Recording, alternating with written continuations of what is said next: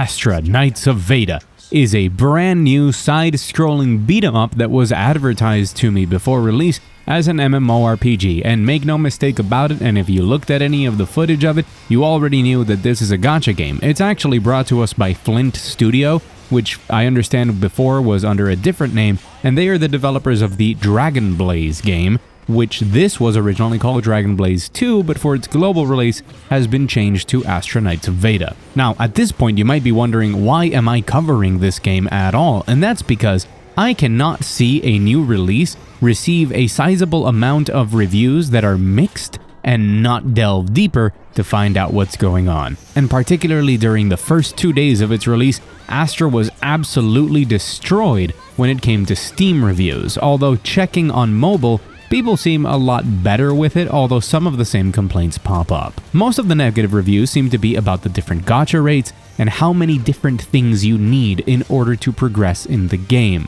There is also a not insignificant amount of reviews simply claiming that this game is a Genshin Impact clone, which if you've ever looked at Genshin Impact for more than 2 seconds, you might be wondering why, but it does make kind of sense. I think I'll explain in a bit.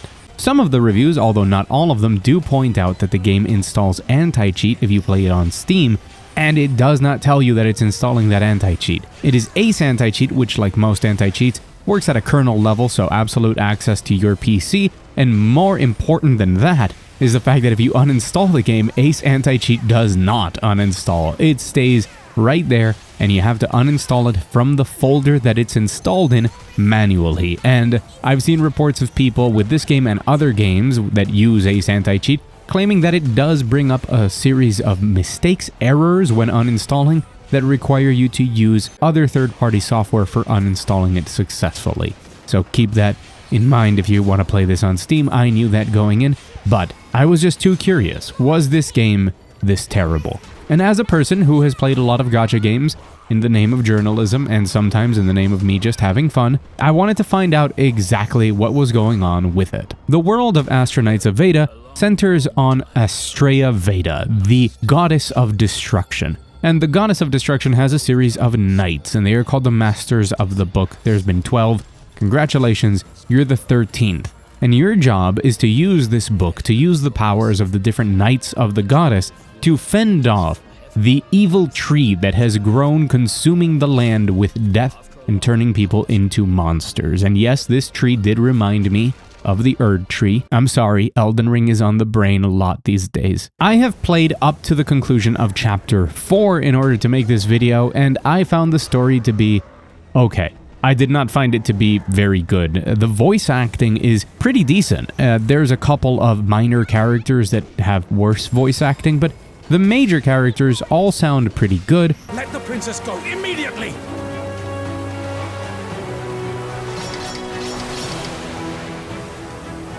Did the queen send you?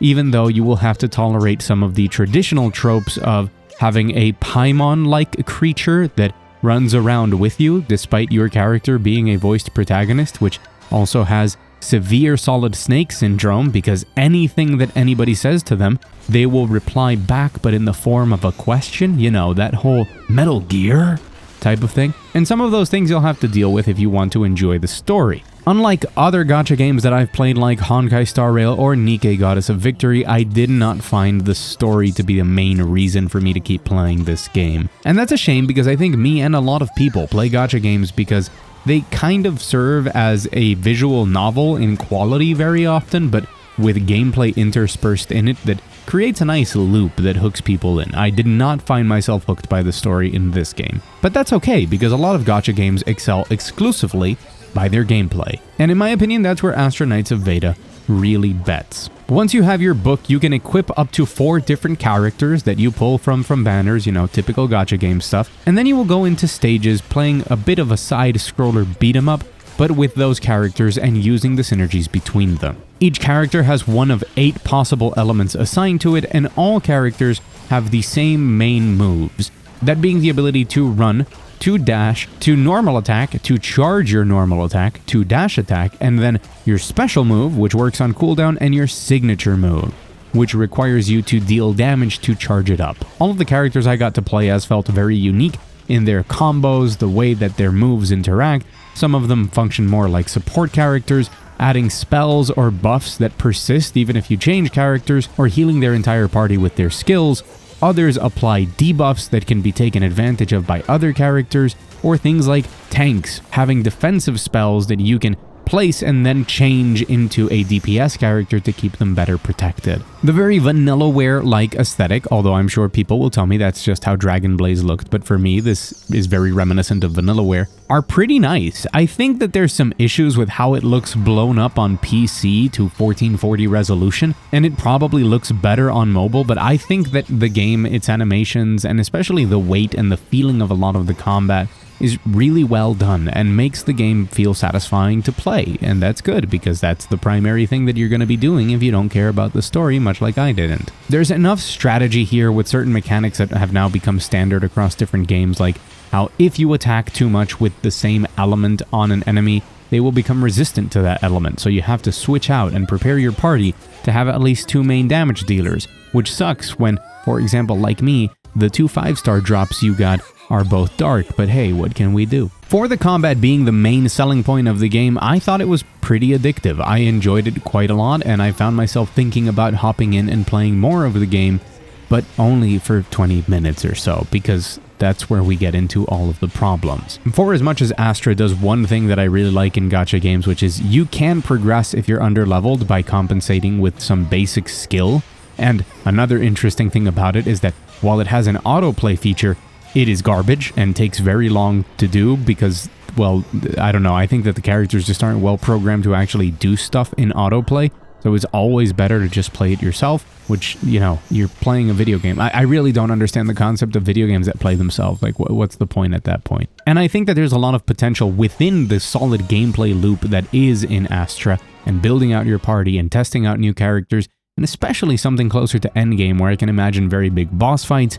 or raid-like levels that will then require you to grind up and conquer them. And I personally would find doing those sorts of things very fun to do in this game, but everything else surrounding it is not that good. When people say that it's a Genshin clone, I have not played Genshin, but I have played a lot of Honkai Star Rail. And what they are referring to is how everything in the game, from the UI to the progression systems to how you gear out your characters, even down to the currency required for a pull, are taken directly from Hoyoverse. Now, honestly, I don't think that's the worst thing in the world. It is true that it can feel strange to have a company that copies that style, especially that UI and that layout, so directly, but at the same time, if it's true that Hoyoverse games are the #1 in the world, they are the most played gacha games, they are probably what most people have played before, copying that layout just means that people don't have to learn a new, annoying, complex layout that you made out. And most people that come from any Hoyoverse game can jump into this one and pretty much know where everything is gonna be. Is it still kind of shameless? Well, yes, but is it logical to make that decision? Also, yes. The real problem is that compared to Hoyoverse games, it seems this game has less pulls. It is less friendly to free-to-play players, and especially here at the launch event, does not have as many goodies to keep the progression moving forward in a way that satisfies players. Aside from being less generous, it is equally as difficult to get things, apparently around between a 0.7 and a 0.3 to get 5-star units, with 80 pulls for pity, and if you've never played a gacha game before, that's pretty bad. The overall number of pulls I got after playing for about 3 days was in the realm of 70 to 80 pulls, if I'm not mistaken, and I did end up getting 2 5-stars, but one of them was completely for luck. I also was not given many ways to level up my characters or improve anything outside of weapons, because much like any Hoyoverse game, everything is upgraded in different ways, so your equipment items are leveled, your relics, of which you can equip 5 to each character, are leveled, your character is leveled. Once your character reaches a certain level, you need extra materials to ascend the character, which allows you to use different materials to level up each individual skill of that character. You have to level up the weapons, and obtaining copies of characters allows you to upgrade that character through a fate tree with more or less transformative upgrades throughout it. This leads to about 17 million things that you have to take care of and keep in mind in order to progress your characters and to get strong. And if you manage to do all of that, you might still find yourself limited by the stamina system, because a lot of the gameplay barriers that have kept me from progressing beyond Chapter 4 is that you need certain levels to progress through the game. And to get those levels, you need to go back and farm those levels by doing other things. In my personal experience, other gacha games offer many different activities that can potentially reward you with levels, including side quests that are not limited by how much stamina you have. But in the case of Astra Knights of Veda, you're going to find yourself without anything to do except replaying the same missions, but obtaining different rewards for them. You can increase the difficulty of the missions, but doing them and completing them requires stamina, and you are very limited in how many missions you can play.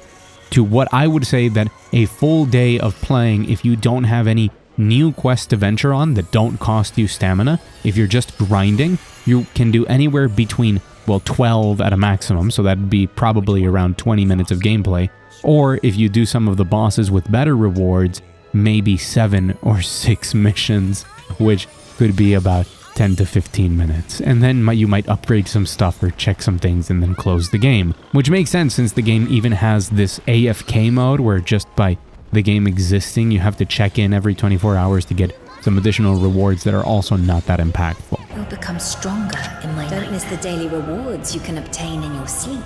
Oh man, I can't wait to go to sleep so I can get my daily reward. Basically, all of the things that you probably dislike from gacha games is here, and in my opinion, there is not enough to compensate the things that I don't like about gacha games, but I still play them because they often have a lot of stuff I do like, or because they tone down some of those aspects. However, I have to say that I think playing the game is pretty fun. It's not the best thing available in the genre, and this is a genre that is receiving a lot of very big upcoming games, things like Kuro Games' Wuthering Waves, or Zenla's Zone Zero, or Honkai Impact Part 2, and there's already so much competition in this space that this one only stands out if you think that side-scroller beat-em-up gameplay is good. And if it managed to iron out that progression and the way that it kickstarts new players into being able to experience the story, access new content, and get the general progression route figured out so that it doesn't feel this stingy, I think that the people looking to just play some good gameplay and pull on some banners and maybe get a shiny item could lead to a lot of people that are into gacha games having it as a side game and some people picking it up as a main game. But at the moment, I just don't feel like it's up to that standard. But what about those reviews? What is my conclusion on all of the good and bad reviews that this game has received? Well, I think that if you take into account a lot of the stuff around the game, like that anti-cheat, a lot of the negative reviews are very justified, but many of the people saying that the game is just bad, or that it's a Genshin clone, or complaining that the game is just very stingy with its drops, I think those are all things that could be fixed, and the core of the game would still be pretty solid.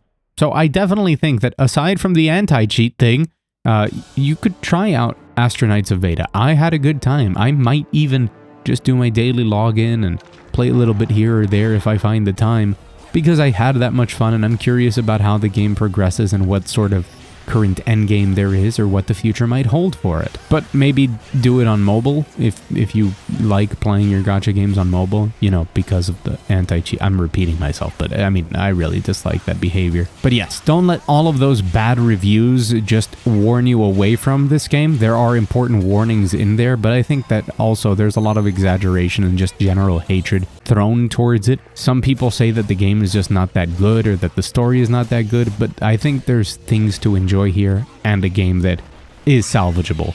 Will it be profitable in the very, very competitive market that it's in? I don't know, but hey, I wanted to check it out and see how it was, and now I'm telling you about it.